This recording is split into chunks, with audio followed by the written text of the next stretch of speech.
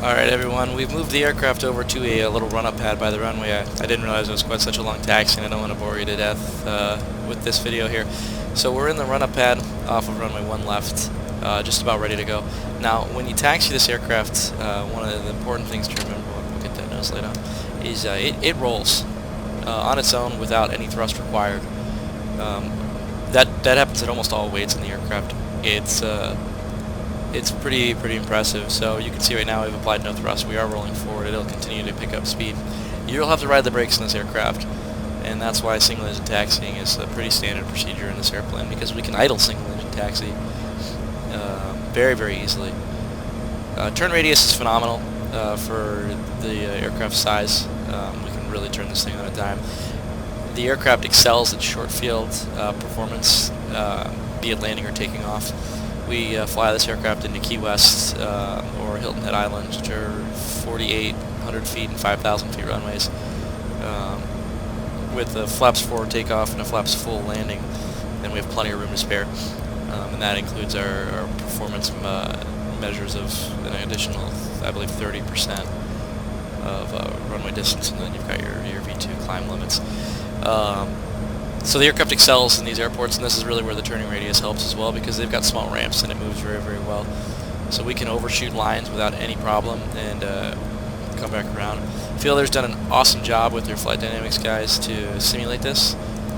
It really does taxi very much like the real aircraft. So we run our taxi check here. We do our quick takeoff brief to go over our engine flow procedures and the SID the SID. So we'll call that done. Run through our taxi check, make sure our ICAS has no messages, and then we're looking for flex TO up here and the temperature that we match, so we can see here. That's all taken care of.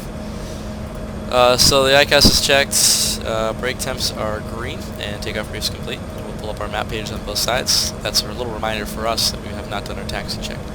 Now, we do not have the auto throttle armed, and this is the difference between a Boeing aircraft and an Embraer product.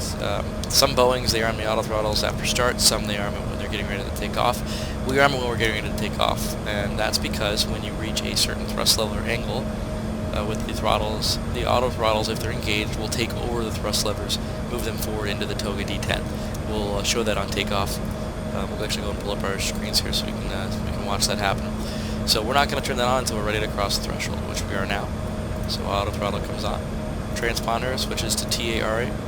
We check our takeoff config. Takeoff OK. Which is OK. Notify your flight attendants, and then the captain's going to get some lights on. Do a quick glance over the overhead, make sure everything is in order, and we're ready to go. Before takeoff check, our min fuel was 5.1 required. We have 5.2 on board. Flight attendants are notified. Transponder is TARA. Takeoff config checked, and that's our before takeoff checklist complete. So we're going to enter the runway.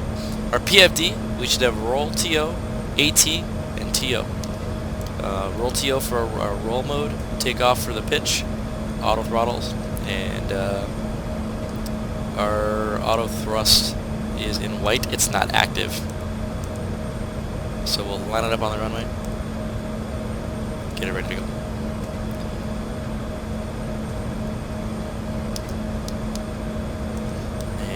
We'll increase the power to 40%. That's around your first notch on the ICAS display here.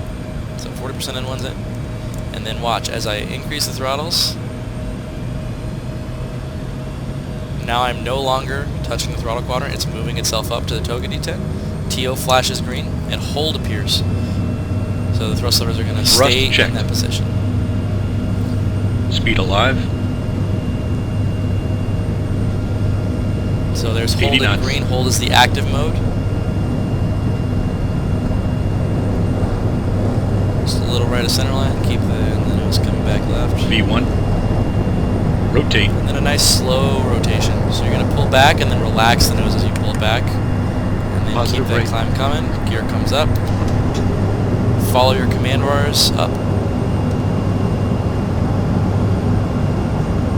Gear up. 400 feet, we select heading.